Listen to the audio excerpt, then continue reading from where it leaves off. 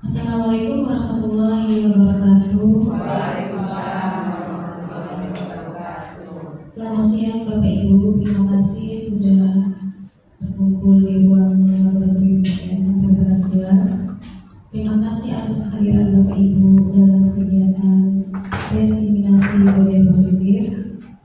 Saya Bu Fatimah Zahra izinkan selaku moderator untuk menyampaikan sebelum kita pada sesi ini. Yang pertama, pembukaan sambutan oleh Bapak Kepala Sekolah SDN Sentral Barat 11 yaitu Bapak Haji Mukhtar MPD. Yang kedua, pemaparan penyebaran dan penerapan budaya positif oleh calon guru penggerak angkatan 10 Ibu Anis Mukhtar. Sebelum acara dimulai, marilah kita membacakan surat Al-Fatihah. Semoga acara ini berjalan lancar. Yang beragama non-muslim dimohon berdoa sesuai keyakinan dan agama masing-masing. Al-Fatihah.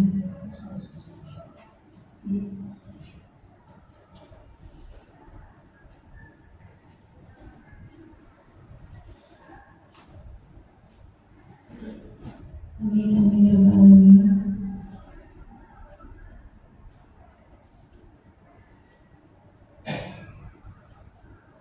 Saya akan melanjutkan susunan acara yang ketiga, yaitu tanya jawab dan tanggapan dari rekan-rekan guru sekalian. Kemudian yang terakhir adalah penutup. Semoga acara ini berjalan lancar dan berguna bagi kita semua serta peserta didik yang saat ini sedang menempuh pendidikan sekolah dasar di sekolah kita ini. Acara yang pertama yaitu pembukaan yang akan disampaikan oleh Bapak Kepala Sekolah Bapak Haji Mukhtar MPD. Pada beliau dipersilakan.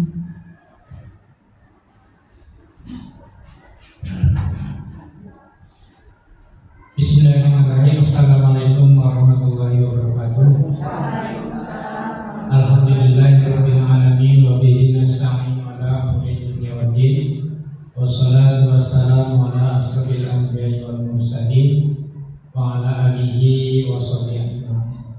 Raditu billahi rabba wa bil islami dina wa bi Muhammadin nabiyya wa rasula. Rabbi shrah li sadri wa yassir li amri wahlul 'uqdatam min lisani yafqahu qawli. Yang saya hormati Bapak dan Ibu guru, dan yang saya hormati Ibu Anis yang pada hari ini akan melaksanakan tugas yang harus dilaksanakan. Oleh karena itu, sebelum pelaksanaan ini kita mulai, terlebih dahulu tadi sudah dibuka dengan membaca doa, di mana bahwa kegiatan ini adalah dalam rangka memenuhi tugas ini sebagai guru penggerak. Mudah-mudahan kita sama-sama mendukung dan mendoakan sepenuh hati kita, semampu kita, sekuat tenaga kita agar beliau bisa sukses demi melaksanakan tugas-tugasnya. Bu Anis dalam kegiatan ini yaitu diseminasi budaya positif. Ini akan dibahas pada kesempatan ini. Mudah-mudahan kegiatan ini berjalan dengan lancar, sukses sesuai dengan rencana yang diinginkan, yang dicita-citakan. Dan mari kita sama-sama mengucapkan Bismillahirrahmanirrahim. Kegiatan diseminasi budaya positif di Sentral Barat 11 saya buka. Bismillahirrahmanirrahim. Demikianlah, mudah-mudahan nanti Bapak Ibu tolong diikuti dengan sebaik-baiknya. Terima kasih. Wassalamualaikum warahmatullahi wabarakatuh. Terima kasih sambutannya dari Bapak Haji Mukhtar MPD. Acara yang kedua yaitu pemaparan penyebaran dan penerapan budaya positif oleh calon guru penggerak angkatan 10 Ibu Anis Mukhtar. Pada beliau dipersilakan.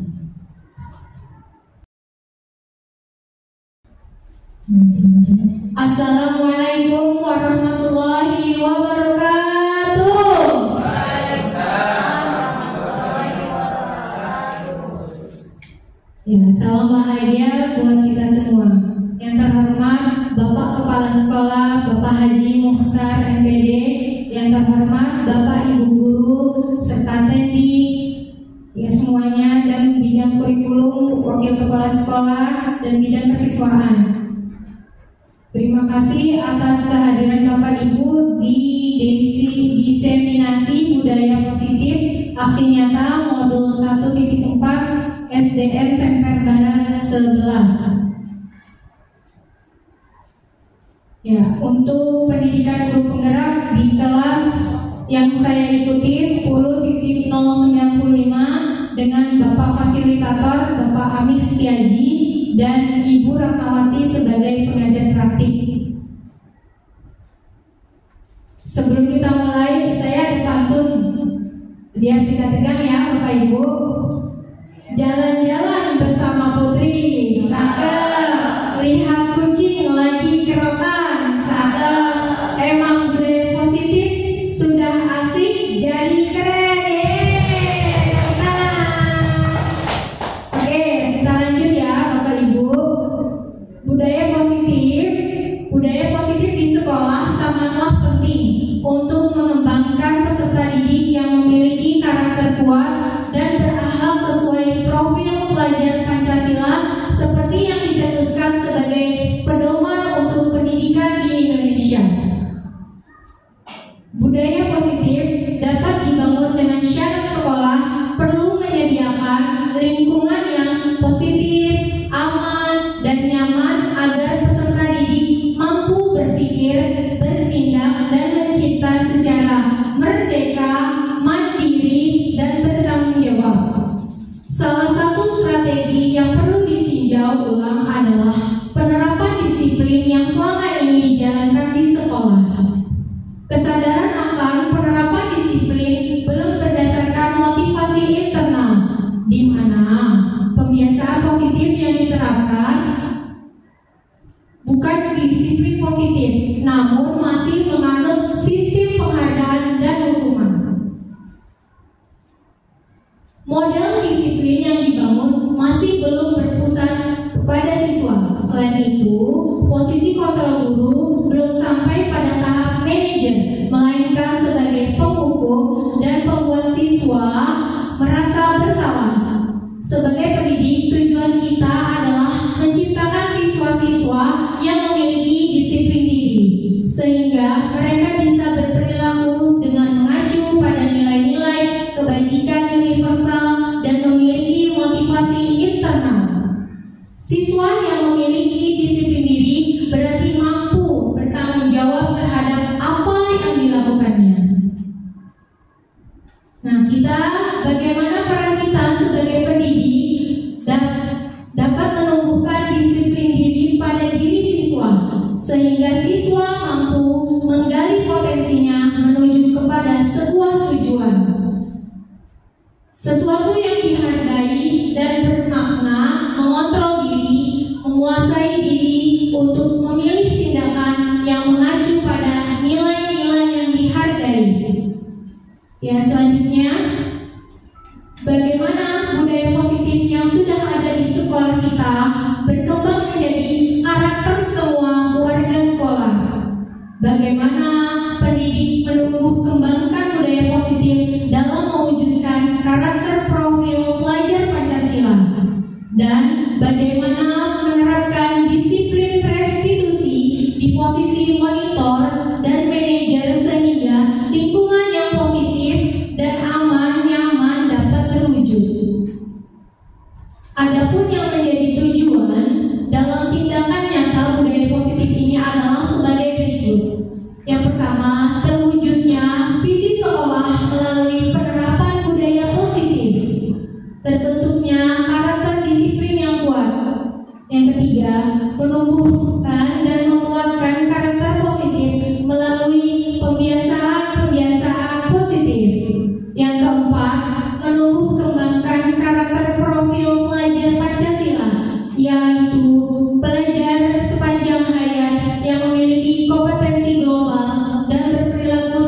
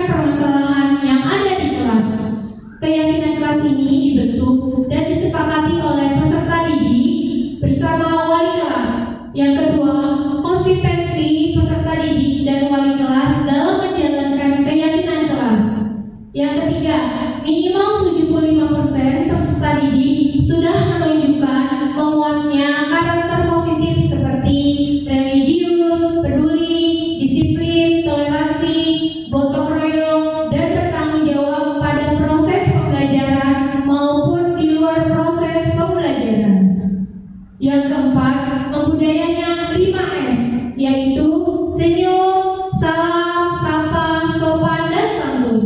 Yang kelima, munculnya karakter berdaya nalar kritis pada proses pembelajaran yang terlihat dari keaktifan peserta didik dalam bertanya, berpendapat, berargumen, dan menjawab pertanyaan dari guru.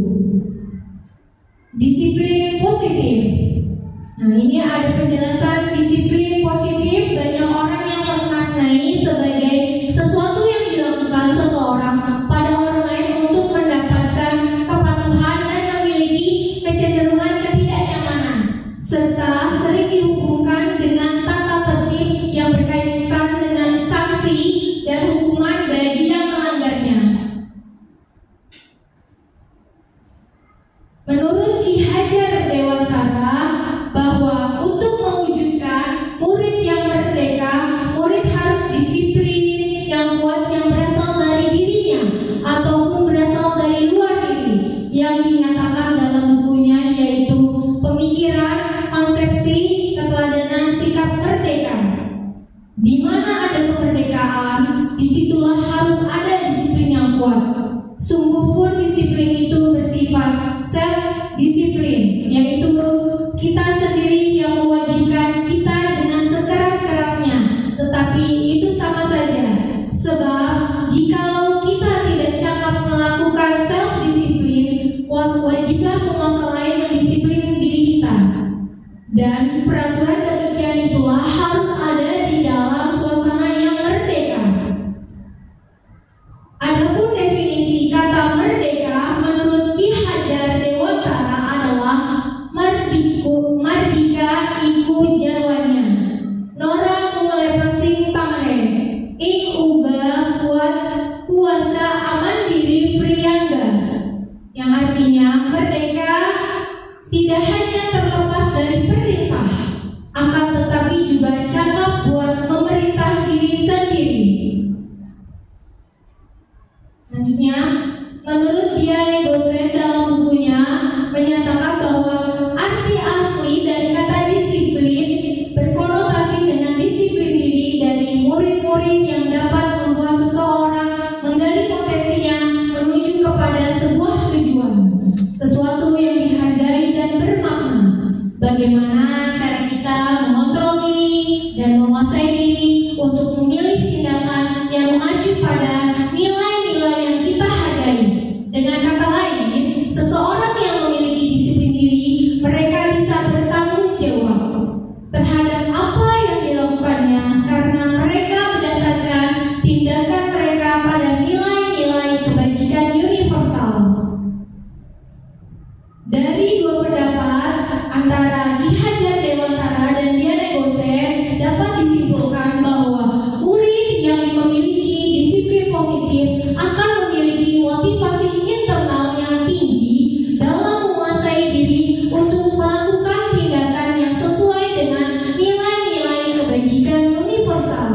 Sebagai pendidik, tugasnya adalah membimbing siswa untuk memiliki disiplin diri yang berasal dari dirinya sendiri. Selanjutnya, kebutuhan dasar manusia. Berdasarkan teori kontrol menyatakan bahwa perilaku manusia memiliki tujuan. Dalam ruang lingkup sekolah, maka yang dimaksud perilaku siswa, terkadang kita tidak menyadari bahwa perilaku yang dilakukan pasti memiliki alasan dan tujuan.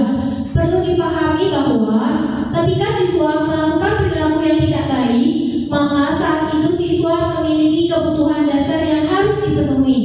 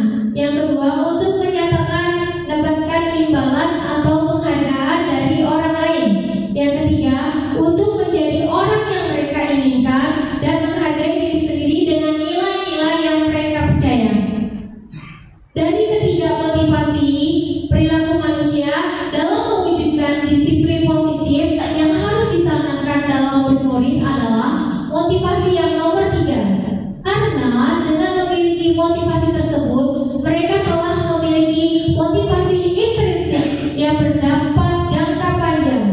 Motivasi yang tidak akan terpengaruh pada adanya hukuman dan hadiah. Mereka akan tetap berperilaku baik dan berlandaskan nilai-nilai kebajikan karena mereka ingin menjadi orang yang menjunjung tinggi nilai-nilai yang mereka hargai. Selanjutnya, 5 posisi kontrol yang diterapkan seorang guru. Yang pertama, penghukum. Yang kedua, pembuat merasa bersalah. Yang ketiga, teman. Yang keempat, pemantau. Yang kelima, manajer. Posisi kontrol restitusi. Di sini Gosen telah berkesimpulan bahwa terdapat 5 posisi kontrol yang dapat diterapkan seorang guru. Ya, jadi ada 5 posisi kontrol guru. Di antaranya guru sebagai penghukum, kedua pembuat rasa bersalah, ketiga sebagai teman, yang keempat pemantau dan manajer. Oke, selanjutnya, nah sebagai penghukum, seorang penghukum bisa menggunakan hukuman fisik maupun verbal. Yang biasa dilakukan penghukum biasanya menghardik, menunjuk-nunjuk, menyakiti atau menyindir. Dampak yang pada murid dari seorang penghukum adalah perilaku kontrol negatif seperti murid melakukan kesalahan berulang kali, lalu perilaku menjadi agresif. Yang kedua, pembuat merasa bersalah. Pada posisi ini biasanya guru akan bersuara lebih lembut. Yang biasa dilakukan pembuat merasa bersalah biasanya berceramah, menunjukkan kekecewaan mendalam. Dampak pada murid dari seorang pembuat merasa bersalah adalah murid akan merasa rendah diri, merasa gagal dan tidak berharga. Selanjutnya, posisi yang ketiga, teman. Guru pada posisi sebagai teman tidak akan menyakiti murid, namun selalu berupaya mengontrol murid melalui pendekatan persuasi. Yang biasa dilakukan posisi sebagai teman adalah membuatkan alasan-alasan untuk murid-muridnya. Dampak pada murid adalah murid akan tergantung tidak mandiri dan tidak bisa memutuskan keputusan sendiri. Posisi yang keempat, pemantau. Guru pada posisi ini biasanya selalu mengawasi atau memantau muridnya yang berpatokan pada catatan atau kesepakatan yang sudah disetujui. Yang biasanya dilakukan sebagai pemantau, menghitung dan mengukur kedisiplinan murid. Dampak bagi murid pada posisi kontrol memantau yaitu menitik beratkan pada dampak pada diri sendiri, mendapatkan hadiah atau mendapatkan hukuman. Posisi yang kelima, seorang manajer telah memiliki keterampilan di posisi teman maupun pemantau, dan dengan demikian bisa jadi di waktu-waktu tertentu kembali kepada kedua posisi tersebut bila diperlukan. Guru pada posisi manajer biasanya posisi di mana guru berbuat sesuatu bersama dengan murid, mempersilahkan murid, mempertanggungjawabkan perilakunya, mendukung murid agar dapat menemukan solusi atas permasalahannya sendiri. Yang dilakukan guru pada posisi manajer biasanya mengajukan pertanyaan terkait nilai kebajikan yang telah diyakininya, atau pertanyaan yang berkaitan dengan solusi yang ditempuh berkaitan dengan pelanggaran tata tertib. Dari kelima posisi kontrol di atas, apabila kita menginginkan murid yang kedepannya menjadi manusia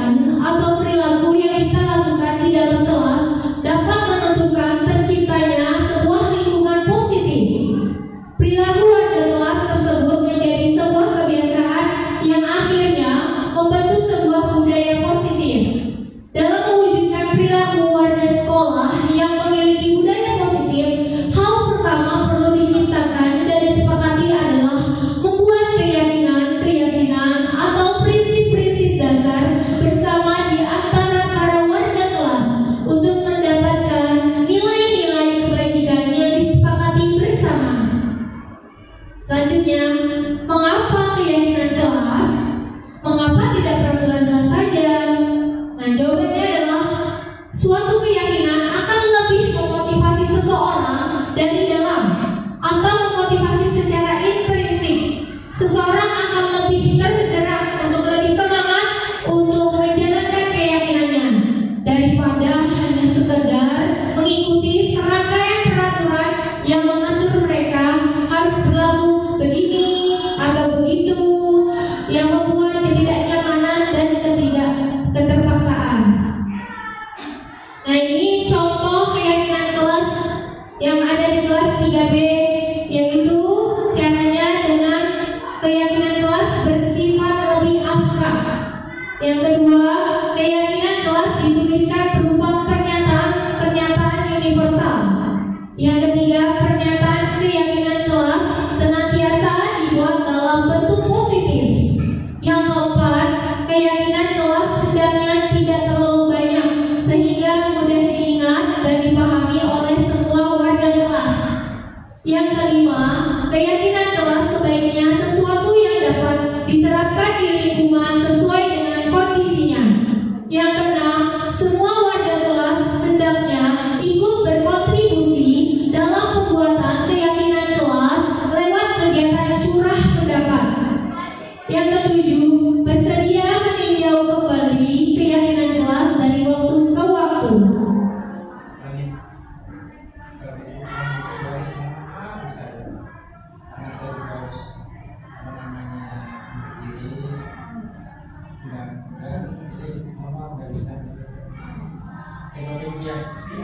Saya bisa berbicara semua.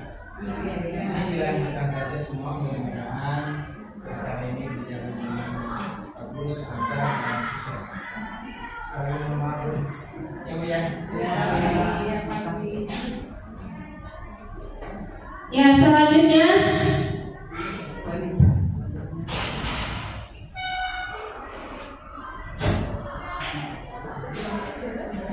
Ya, selanjutnya segitiga restitusi. Ada 3 tindakan. Yang pertama, menstabilkan identitas. Yang kedua, validasi tindakan yang salah. Yang ketiga, menanyakan keyakinan. Selanjutnya, segitiga restitusi memberikan kesempatan kepada murid untuk disiplin positif, memulihkan diri dari kesalahan sehingga memiliki tujuan yang jelas. Penekanannya pada cara mereka menghargai nilai-nilai kebaikan yang diyakini, bukan berperilaku untuk menyenangkan orang lain. Segitiga restitusi membantu murid untuk jujur pada dirinya sendiri dan mengevaluasi dampak dari kesalahan yang dilakukan. Segitiga restitusi memberikan penawaran bukan paksaan. Sangat penting bagi guru menciptakan kondisi yang membuat murid bersedia menyelesaikan masalahnya dan berbuat lebih lagi. Guru dapat menggunakan kalimat seperti, semua orang pasti pernah berbuat salah, bukan malah menyudutkan dengan memperjelas kesalahannya. Selanjutnya yaitu pada dasar segitiga merupakan langkah pertama restitusi, yaitu menstabilkan identitas. Bagian ini bertujuan untuk merubah orang yang merasa gagal karena berbuat salah menjadi orang sukses. Kita harus mampu meyakinkan mereka, semisalnya dengan berkata, saya pernah melakukan hal yang sama denganmu. Ketika seseorang dalam kondisi emosional, maka otak tidak mampu berpikir rasional. Kondisi ini sangat tepat kita gunakan untuk menstabilkan identitas. Kita mampu menenangkan mereka dan mencari solusi untuk permasalahannya. Selanjutnya, langkah kedua adalah memvalidasi tindakan yang salah. Pada langkah kedua ini, kita terlebih dahulu memahami kebutuhan dasar yang mendasari tindakan murid kita.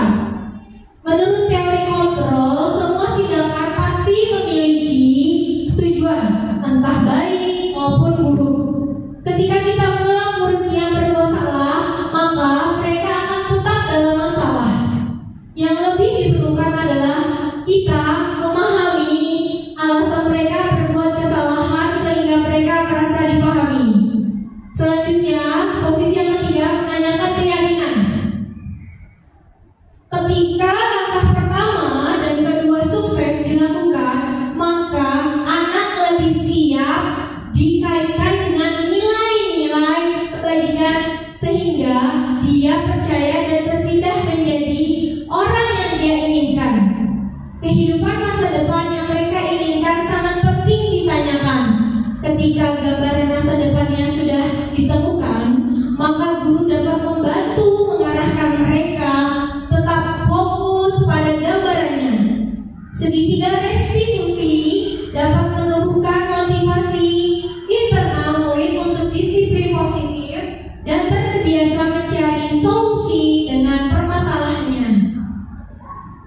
Nah, ini contoh dokumen kegiatan pembentukan keyakinan di kelas 3B kelas saya sendiri.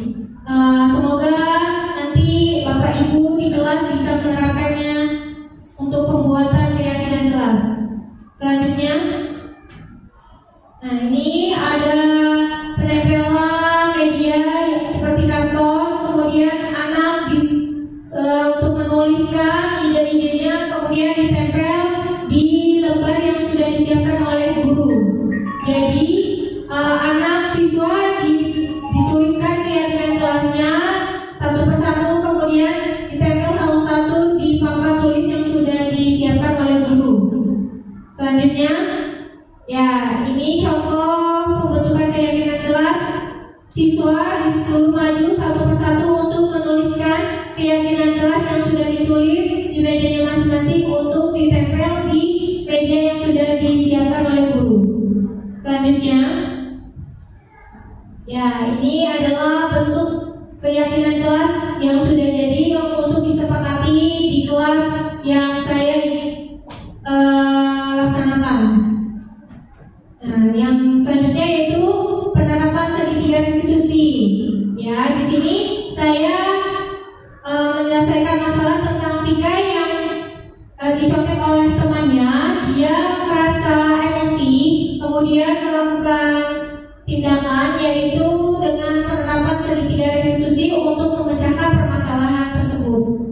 Selanjutnya, nah ini adalah contoh kegiatan kolaborasi bersama wali kelas dan rekan sejawat yang sudah saya lakukan di lingkungan sekolah saya dengan guru-guru, dengan guru senior, kemudian dengan rekan sejawat. Selanjutnya, nah ini contoh hasil pengumpulan tugas yang dilakukan oleh siswa kelas 3B, yaitu pengumpulan hasil karya. Selanjutnya Pak Mi, ya ini juga hasil pengumpulan tugas, hasil karya juga tentang lampion. Jadi anak berkelompok untuk membuat hasil karya lampion. Selanjutnya, nah ini hasil pengumpulan tugas diskusi antar sesama guru tentang diskusi guru penggerak, ya. Jadi ini adalah dokumentasi hasil pengumpulan tugas. Ya, terima kasih Bapak Ibu. Hasil diseminasi budaya positif. Selanjutnya saya arahkan kepada moderator. Terima kasih. Tepuk tangan Bu. Terima kasih Bu Anis atas paparannya mengenai budaya positif. Lalu kami buka 5 pertanyaan, boleh menanggapi ataupun bertanya apa yang sudah dipaparkan oleh Bu Anis. Baik, terima kasih Bu Isrini.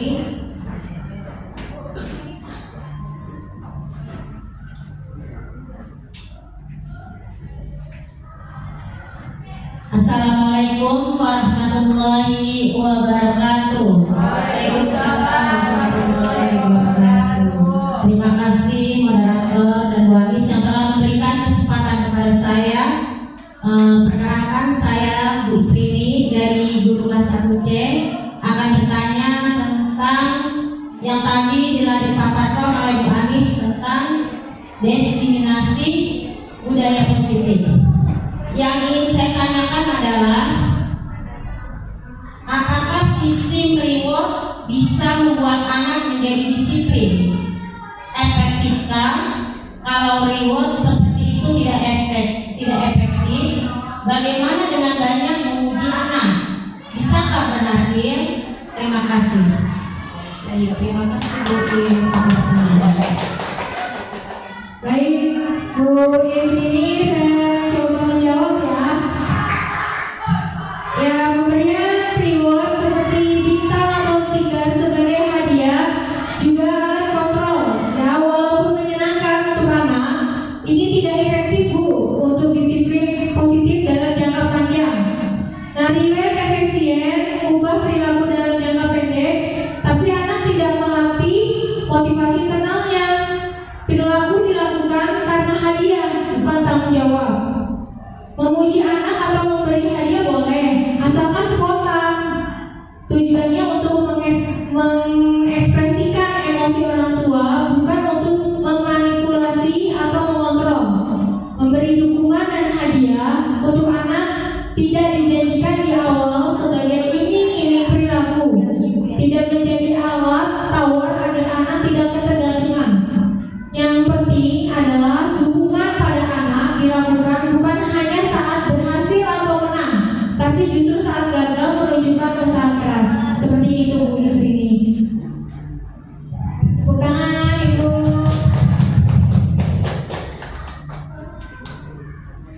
Ya, terima kasih Bu Anis. Jadi jelas ya Bu Is. Jadi memuji anak atau memberi hadiah boleh asalkan spontan dan tujuannya untuk mengekspresikan emosi, bukan untuk memanipulasi atau mengontrol. Ya, terima kasih atas pertanyaan dari Bu Isrini dan jawaban dari Bu Anis. Kemudian pertanyaan kedua, silakan ya dari Bu Suyani. Silakan ke depan. Assalamualaikum warahmatullahi wabarakatuh. Waalaikumsalam warahmatullahi wabarakatuh. Terima kasih moderator yang sudah memberi waktu kepada saya. Perkenalkan, nama saya Bu Suyati, saya guru kelas 1B. Saya ingin bertanya Bu Anis, begini, kadang sebagai guru di dalam kelas kita sering terpancing emosi pas anak-anak melanggar aturan. Lalu bagaimana caranya supaya tetap tenang dan lancar dalam menerapkan disiplin positif? Yang ketiga, bagaimana supaya tidak menghukum? Cara apa yang dipakai oleh disiplin positif? Terima kasih Bu. Terima kasih Bu Yani atas pertanyaannya. Izin dijawab Bu Suyati, pertanyaan yang sangat bagus ini. Kalau kita terpancing emosi, berarti kita merespon pada kebutuhan kita, bukan kebutuhan anak. Ini biasanya karena punya perasaan negatif, emosi misalnya karena asumsi label negatif ke anak, sengaja nakal, ya. Jadi kadang orang tua yang lelah dan gak ada waktu. Nah, caranya bagaimana? Tenangkan diri dulu sebelum proses disiplin positif. Penting diingat bahwa setiap perilaku pasti ada tujuan dan niatnya. Perilaku anak untuk memenuhi kebutuhannya, bukan untuk bikin orang tua emosi. Kalau melihat dengan positif, tidak hanya pada perilakunya, maka akan lebih mudah untuk tenang dan fokus pada apa yang dibutuhkan anak saat menerapkan disiplin positif. Nah, disiplin positif di sini tujuannya agar anak belajar mengendalikan diri sesuai tujuannya dan nilai yang dipercayai bersama di rumah dan di sekolah. Nah, langkah awal disiplin positif membahas dan menyepakati apa yang jadi tujuan bersama. Nilai apa saja yang dipercaya untuk dijaga serta peran anak dan orang tua.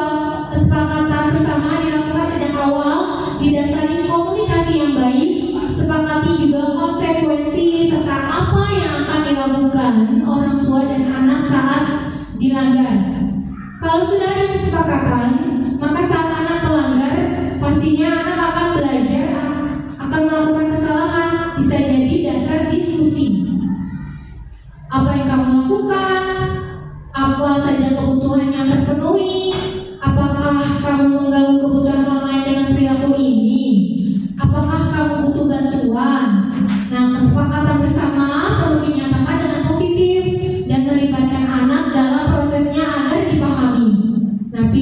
aturan yang penting dan bisa dilaksanakan. Seperti itu.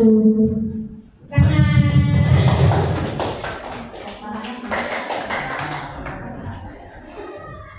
Nah, terima kasih atas jawabannya dari Ibu Anis Mukaina. Tepuk tangan dong. Ya, terima kasih Ibu. Dan pertanyaan yang ketiga masih ada?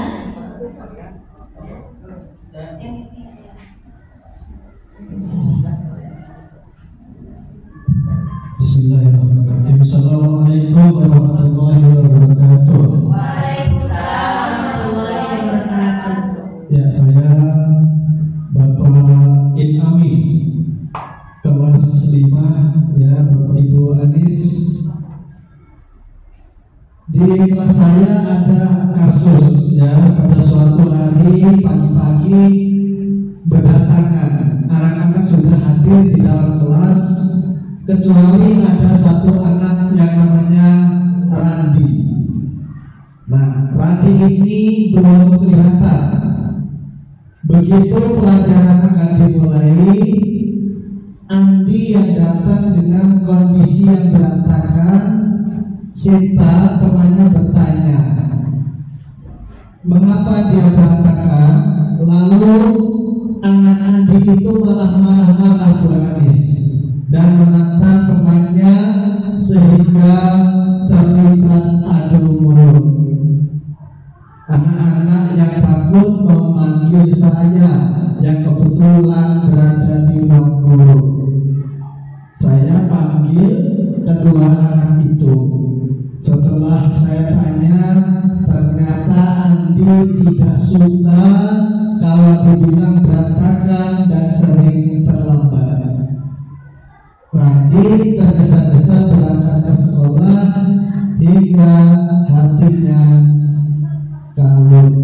Untuk langkah segitiga restitusi untuk kasus di kelas saya seperti apa, Bu Anis? Mohon pencerahannya. Terima kasih. Assalamualaikum warahmatullahi wabarakatuh. Waalaikumsalam warahmatullahi wabarakatuh. Terima kasih Pak Anis pertanyaannya. Ikut jawaban dari Bu Anis. ya izin menjawab ya kami, pertanyaan yang bagus.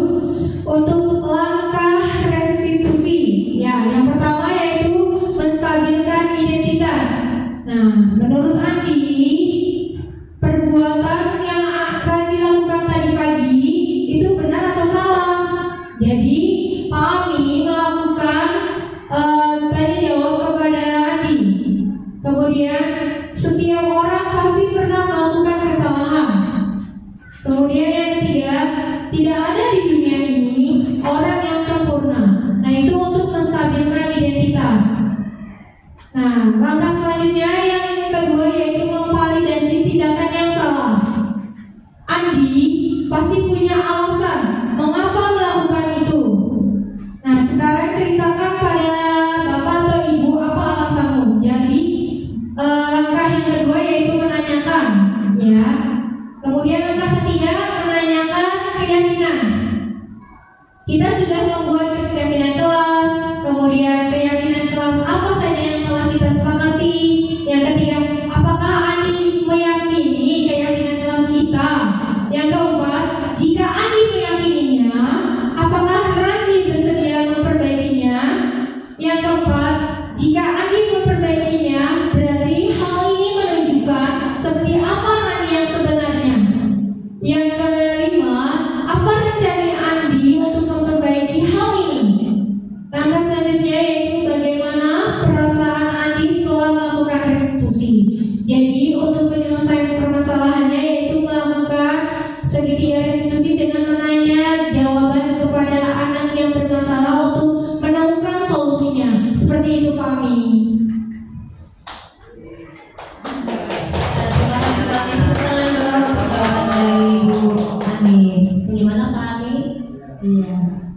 Sudah puas jawabannya? Iya, alhamdulillah. Nah, pertanyaan keempat yang akan dibawakan oleh siapa yang mau bertanya? Oh ya, silakan Bu Sri. Dipersilakan.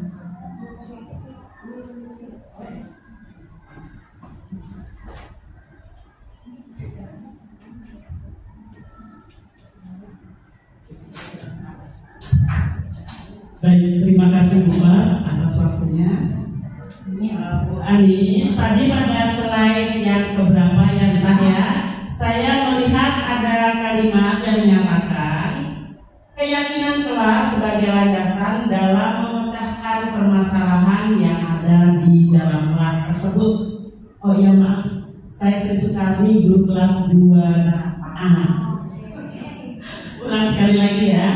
Keyakinan kelas sebagai landasan dalam permasalahan, dalam memecahkan permasalahan yang ada di dalam kelas. Tadi ada di dalam slide-nya ya Bu Anis. Yang saya tanyakan, bagaimana ya cara mewujudkan suatu keyakinan kelas yang efektif? Mohon penjelasannya. Terima kasih. Terima kasih Bu Sri. Oke, pertanyaan yang bagus dari Bu Sri. Bagaimana mewujudkan sebuah keyakinan kelas yang efektif?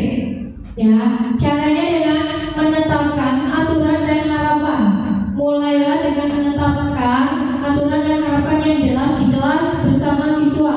Sampaikan dengan tegas apa yang ingin diharapkan dari para siswa dalam hal berperilaku, kedisiplinan, partisipasi, dan kerja keras. Pastikan siswa memahami dan agar mereka dapat mengikuti dengan baik. Kemudian menciptakan iklim kelas yang positif, jadikan kelas sebagai lingkungan yang positif. Kemudian kenali keberagaman siswa dan memberikan kesempatan bagi setiap siswa untuk berkontribusi dan merasa diterima. Dengan kerjasama dan penghargaan antar siswa untuk menciptakan atmosfer yang baik. Kemudian mendengarkan dan memberikan perhatian, mendengarkan siswa dengan aktif dan memberikan perhatian kepada setiap individu. Memberikan kesempatan bagi siswa untuk berpendapat, menyampaikan ide mereka, kemudian mendengarkan pertanyaan dari mereka.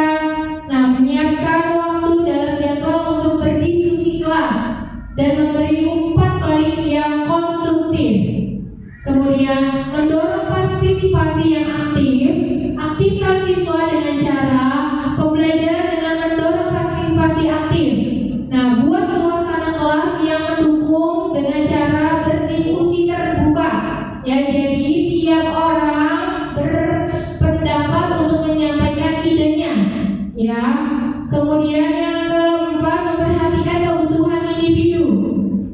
Nah, setiap siswa mempunyai kebutuhan dan gaya belajar yang berbeda. Jadi setiap siswa itu berbeda karakter. Upayakan untuk memahami kebutuhan yang dibutuhkan oleh setiap siswa yang sesuai dengan karakter tersebut.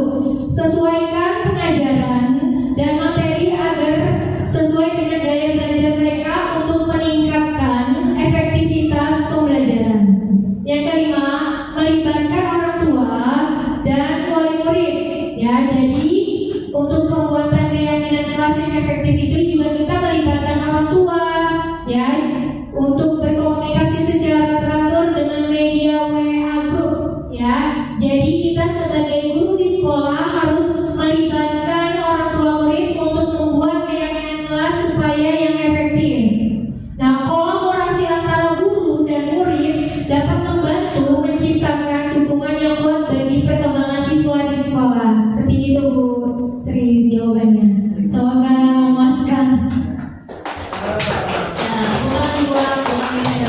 Alhamdulillah. Jadi bahwa mewujudkan keyakinan kelas itu harus membutuhkan waktu dan upaya yang berkelanjutan. Terima kasih Bu Anis. Pertanyaan kelima, silakan dari siapa? Iya, baik, dari Bu Tia.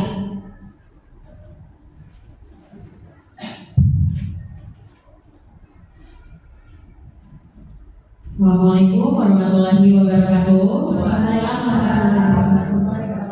Terima kasih Ibu Moderator dan Bu Anis atas kesempatannya. Perkenalkan, nama saya Sri Setiadesi. Saya bertugas mengajar kelas 2C. Mohon izin bertanya, tadi saya masih agak bingung dalam tahapan menstabilkan identitas. Mohon izin Bu Anis untuk diperjelas lagi bagaimana langkah-langkah dalam menstabilkan identitas. Terima kasih. Wassalamualaikum warahmatullahi wabarakatuh. Waalaikumsalam warahmatullahi wabarakatuh. Silakan dijawab Bu Anis.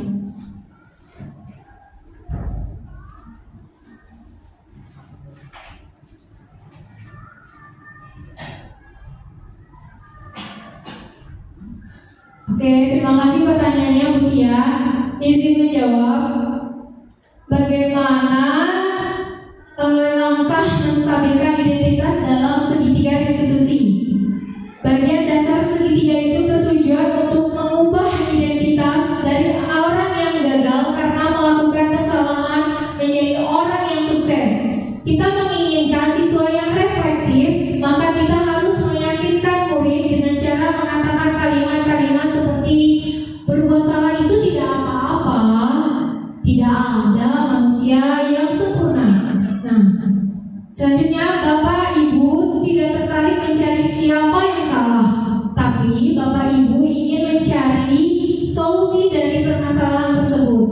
Nah, dan pertanyaan lainnya, dengan tujuan menstabilkan identitas permasalahan. Nah, ketika anak berbuat kesalahan, maka ia akan cenderung membangkang, sehingga perlu distabilkan dengan kalimat-kalimat positif agar murid terugah kembali dan mau melakukan reflektif dari atas kesalahannya. Terima kasih Bu Tia pertanyaannya, semoga bisa terjawab. Ya, terima kasih Bu Anis. Ya, tepuk tangan dong buat Bu Anis dan para rekan-rekan yang sudah bertanya. Alhamdulillah, usai sudah destinasi budaya positif, pemaparan dari Bu Anis. Semoga dengan ilmu ini kita bisa mempraktekannya kepada peserta didik kita, karena memang tugas guru itu sangat tidak mudah, butuh belajar dan kita sudah berjanji untuk belajar sepanjang hayat. Nah, saya mohon izin jika saya selaku moderator ada kata-kata yang salah, mohon dimaafkan. Untuk itu marilah kita tutup dengan bacaan Alhamdulillahirobbilalamin. Iya, terima kasih. Wassalamualaikum warahmatullahi wabarakatuh.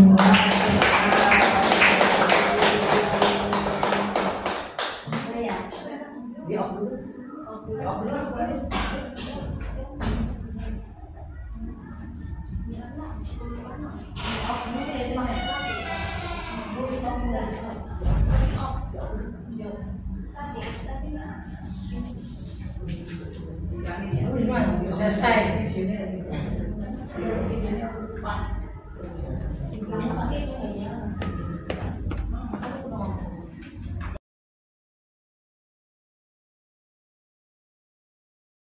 Ibu, tadi sudah jelaskan pemaparan dari Bu Anis. Kayaknya tebak banget nih. Bagaimana kalau kita ex briefing dulu ya supaya kita semangat. Mari Bu Anis, kita ex briefing dulu ya. Oke, Bapak Ibu, kita mulai speaking. Silakan Bapak Ibu berdiri ya. Iya, silakan. Siap ya. Oke, kita ikuti gerakan di atas ya. Ya. Gerakan speaking.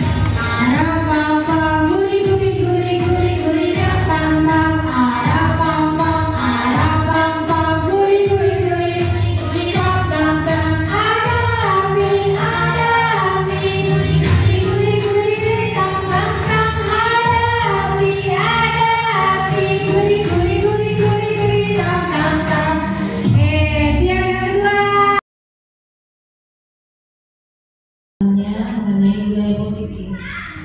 Lalu kami buka 5 pertanyaan, boleh menanggapi ataupun bertanya apa yang sudah dipaparkan oleh Bu Anis. Baik, terima kasih Bu Isrini.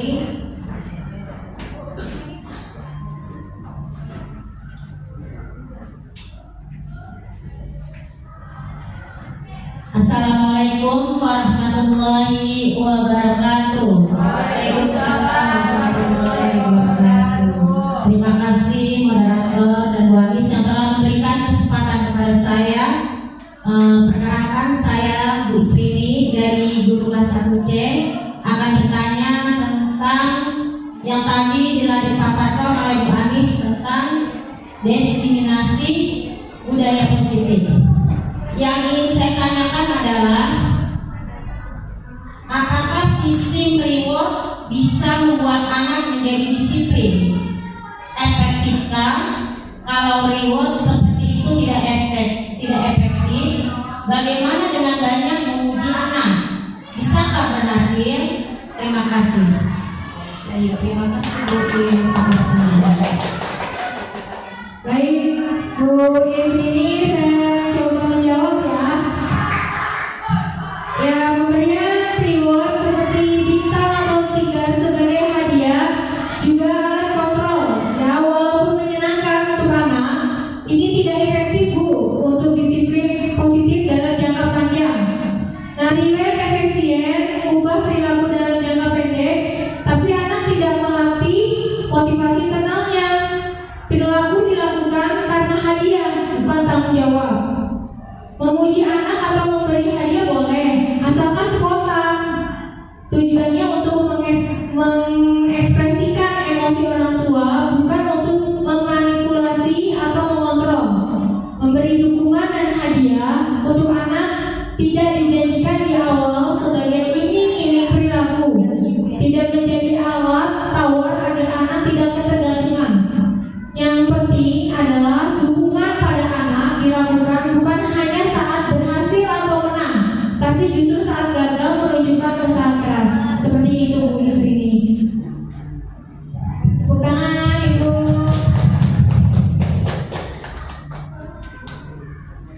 Ya, terima kasih Bu Anis. Jadi jelas ya Bu Is.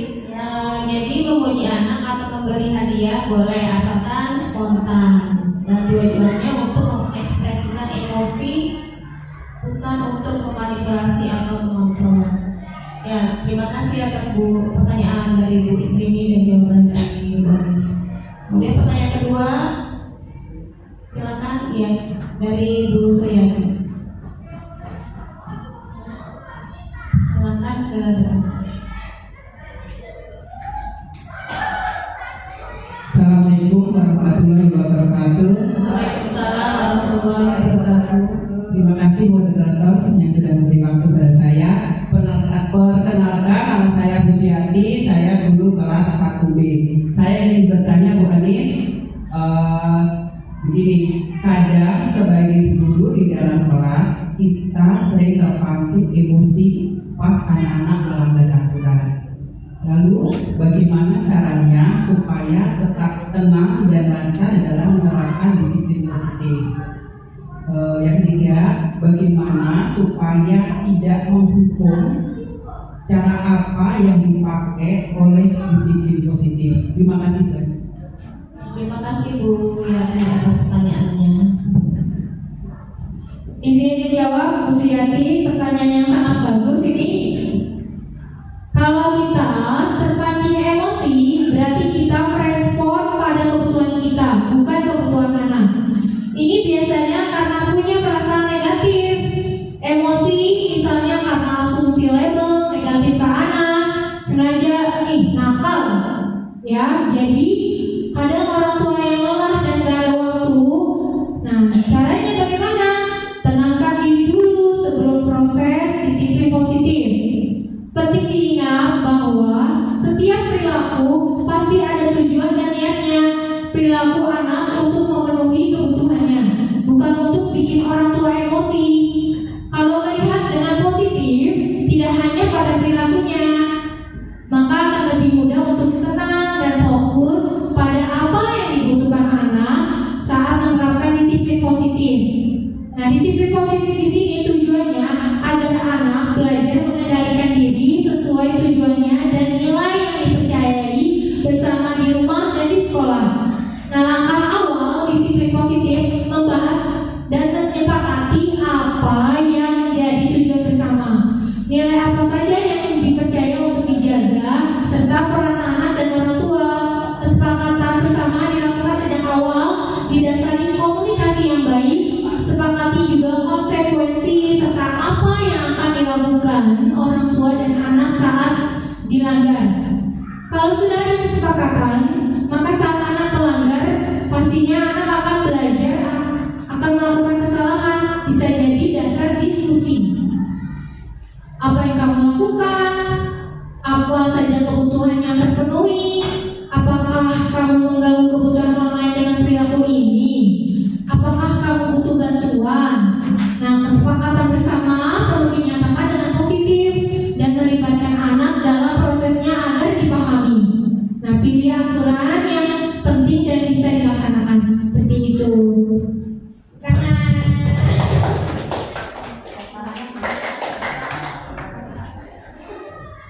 Nah, terima kasih atas jawabannya dari Ibu Anis Mukaina. Tepuk tangan dong. Ya, terima kasih Ibu. Dan pertanyaan yang ketiga masih ada?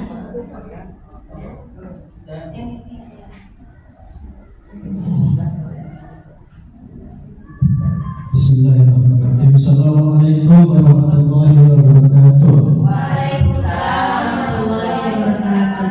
Ya, saya Bapak Inami, kelas 5, ya Bapak Ibu Anis. Di kelas saya ada kasus, ya, pada suatu hari pagi-pagi berdatangan anak-anak sudah hadir di dalam kelas, kecuali ada satu anak yang namanya Randi. Nah, Randi ini belum kelihatan. Begitu pelajaran akan dimulai, Andi yang datang dengan kondisi yang berantakan. Sinta temannya bertanya, mengapa dia berantakan? Lalu anak Andi itu malah marah-marah Bu Anis dan menantang temannya sehingga terlibat adu mulut. Anak-anak yang takut memanggil saya yang kebetulan berada di ruang guru. Saya panggil kedua anak itu. Setelah saya tanya, ternyata Andi tidak suka kalau dibilang berantakan dan sering terlambat. Randi tergesa-gesa berangkat ke sekolah hingga hatinya kalut. Untuk langkah segitiga restitusi untuk kasus di kelas saya seperti apa, Bu Anis? Mohon pencerahannya. Terima kasih. Assalamualaikum warahmatullahi wabarakatuh. Waalaikumsalam warahmatullahi wabarakatuh. Terima kasih Pak Anis pertanyaannya. Ikut jawaban dari Bu Anis. Ya, izin menjawab ya Pak Ami, pertanyaan yang bagus. Untuk langkah restitusi, ya, yang pertama yaitu menstabilkan identitas. Nah, menurut Andi, perbuatan yang akan dilakukan tadi pagi itu benar atau salah? Jadi Pak Ami melakukan tadi jawab kepada Andi. Kemudian setiap orang pasti pernah melakukan kesalahan. Kemudian yang ketiga, tidak ada di dunia ini orang yang sempurna. Nah, itu untuk menstabilkan identitas. Nah, langkah selanjutnya yang kedua yaitu memvalidasi tindakan yang salah. Andi pasti punya alasan mengapa melakukan itu. Nah, sekarang ceritakan pada Bapak atau Ibu apa alasanmu. Jadi langkah yang kedua yaitu menanyakan, ya. Kemudian langkah ketiga menanyakan keyakinan. Kita sudah membuat keyakinan kelas, kemudian keyakinan kelas apa saja yang telah kita sepakati. Yang ketiga, apakah Andi meyakini keyakinan kelas kita? Yang keempat, jika Andi meyakininya, apakah Randi bersedia memperbaikinya? Yang keempat, jika Andi memperbaikinya, berarti hal ini menunjukkan seperti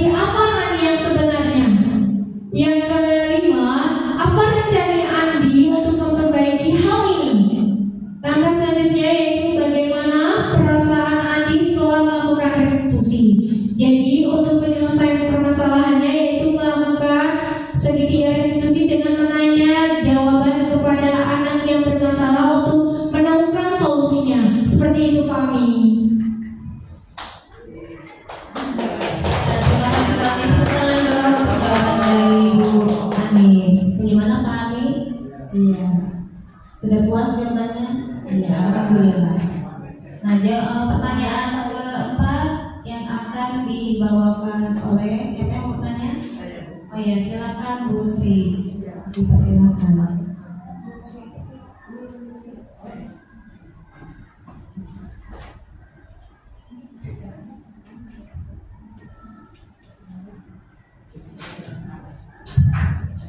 Baik, terima kasih Bu Mar atas waktunya. Ini Bu Anis, tadi pada slide yang beberapa yang entah ya, saya melihat ada kalimat yang menyatakan keyakinan kelas sebagai landasan dalam memecahkan permasalahan yang ada di dalam kelas tersebut. Oh iya maaf, saya Sri Sukarni, guru kelas 2A. Ulang sekali lagi ya. Keyakinan kelas sebagai landasan dalam memecahkan permasalahan yang ada di dalam kelas. Tadi ada di dalam slide-nya ya Bu Anis. Yang saya tanyakan, bagaimana ya cara mewujudkan suatu keyakinan kelas yang efektif? Mohon penjelasannya. Terima kasih. Terima kasih Bu Sri.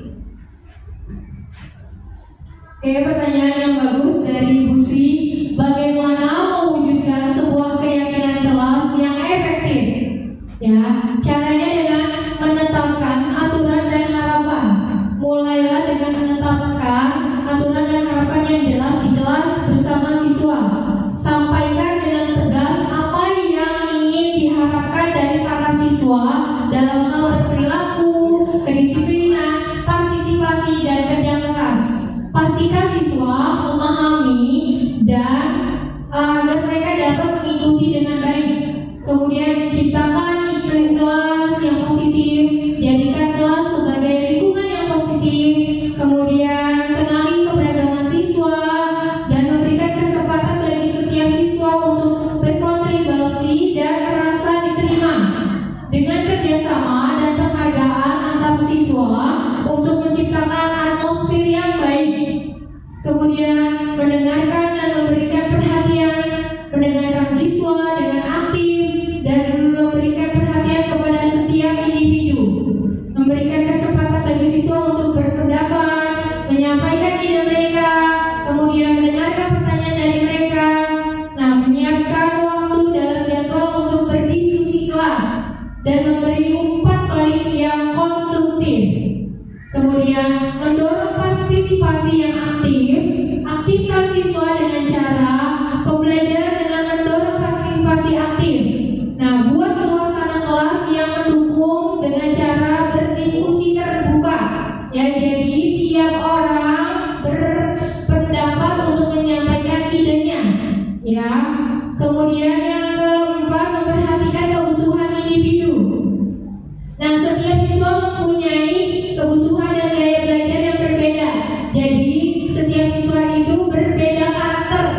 Upayakan untuk memahami kebutuhan yang dibutuhkan oleh setiap siswa yang sesuai dengan karakter tersebut. Sesuaikan pengajaran dan materi agar sesuai dengan gaya belajar mereka untuk meningkatkan efektivitas pembelajaran. Yang kelima, melibatkan orang tua dan murid-murid. Ya, jadi untuk pembuatan keyakinan kelas yang efektif itu juga kita melibatkan orang tua, ya, untuk berkomunikasi secara teratur dengan media WA group, ya. Jadi kita sebagai guru di sekolah harus melibatkan orang tua murid untuk membuat keyakinan kelas supaya yang efektif. Nah, kolaborasi antara guru dan murid dapat membantu menciptakan dukungan yang kuat bagi perkembangan siswa di sekolah. Seperti itu Bu Sri jawabannya. Semoga memuaskan. Ya, bukan buat Bu Sri, alhamdulillah. Jadi bahwa mewujudkan keyakinan kelas itu harus membutuhkan waktu dan upaya yang berkelanjutan. Terima kasih Bu Anis. Pertanyaan kelima, silakan dari siapa? Iya, baik, dari Bu Tia.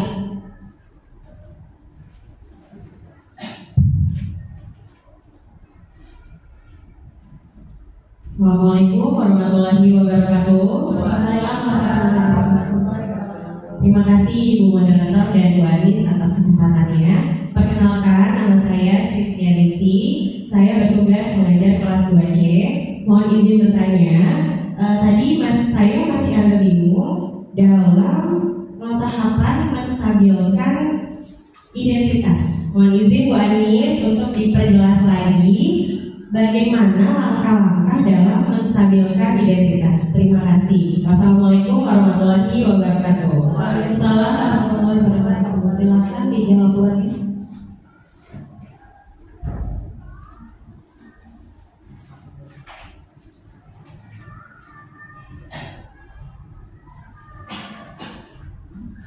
Oke, terima kasih pertanyaannya Bu Tia. Izin menjawab, bagaimana langkah menstabilkan identitas dalam segitiga restitusi. Bagian dasar segitiga itu bertujuan untuk mengubah identitas dari orang yang gagal karena melakukan kesalahan menjadi orang yang sukses.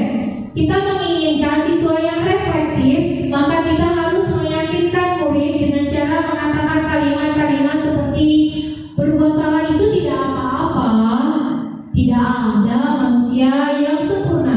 Nah, selanjutnya Bapak Ibu tidak tertarik mencari siapa yang salah, tapi Bapak Ibu ingin mencari solusi dari permasalahan tersebut.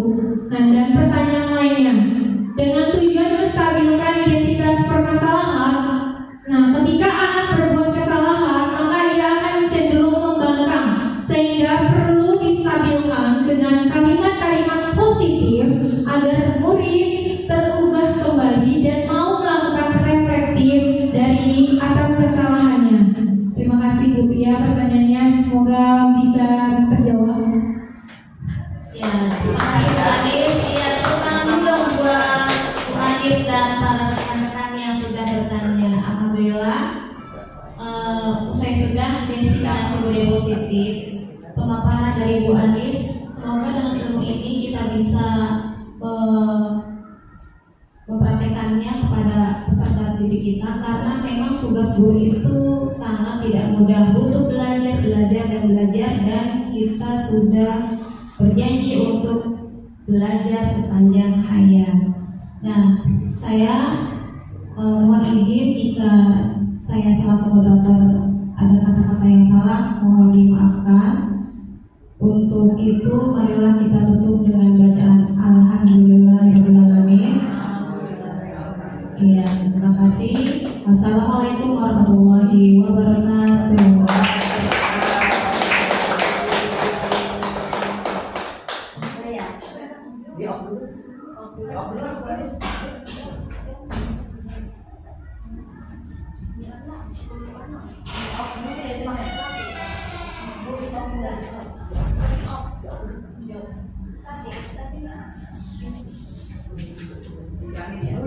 Selesai.